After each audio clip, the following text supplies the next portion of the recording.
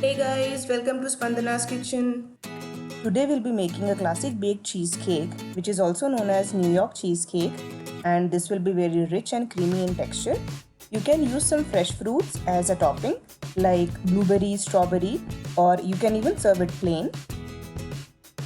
I have used 150 grams of Marie biscuit and powdered it in a food processor. You can use any biscuit of your choice.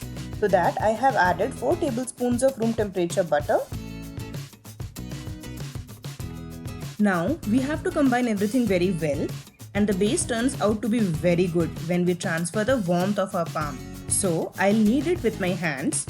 Well, some people try melting the butter and then adding it to the biscuit powder.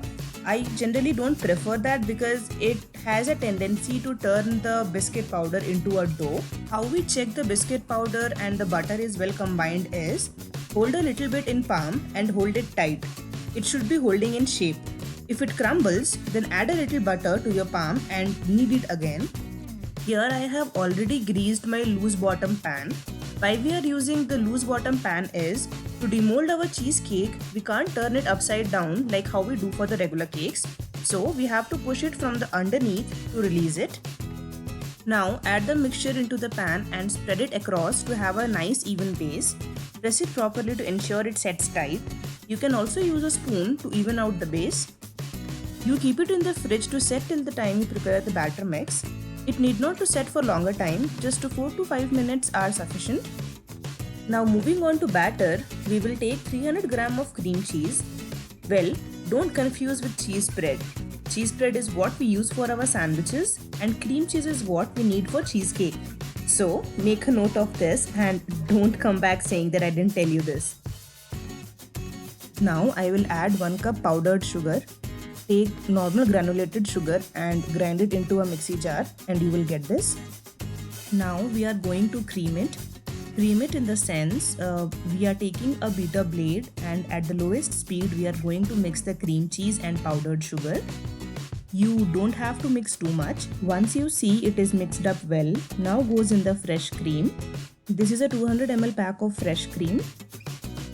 Beat it once again till you feel the fresh cream is well combined. Here I am adding 1 tablespoon corn flour.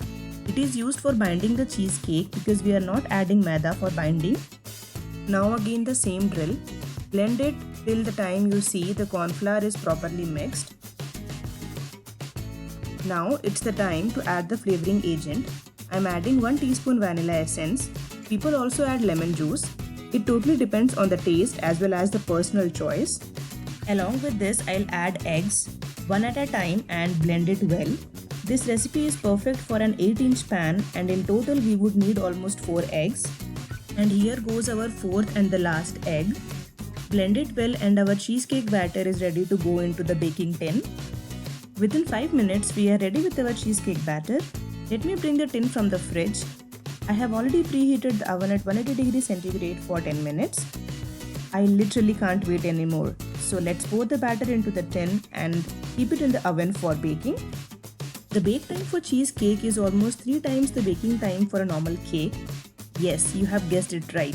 We have to bake it for 1 hour 30 minutes. The aroma of hot and freshly baked cheesecake is heavenly. I just can't wait to taste this. Okay, now apply slight pressure to shake it and it should wobble from the center, which means the cheesecake is in the perfect state. I generally remove the top brown layer of the cheesecake by rolling my fingers slightly on the surface. You can choose to leave it as it is.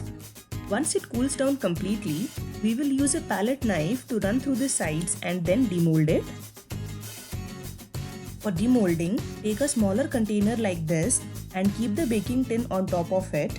Now very gently slide the rim and the cheesecake is ready. You can either sprinkle icing sugar and serve it plain. Here I have topped it with blueberry syrup. The recipe for making the blueberry syrup is in the description box below. Oh my god, I can't wait to taste this. Trust me, you have to try this recipe else you are missing out on something very delicious. Do give it a try and let me know your experience in the comment sections below. If you are interested in watching such videos, do hit that like button and subscribe to my channel. We will soon meet with another interesting recipe. Till then, stay tuned, stay safe, and spread the love. Bye bye.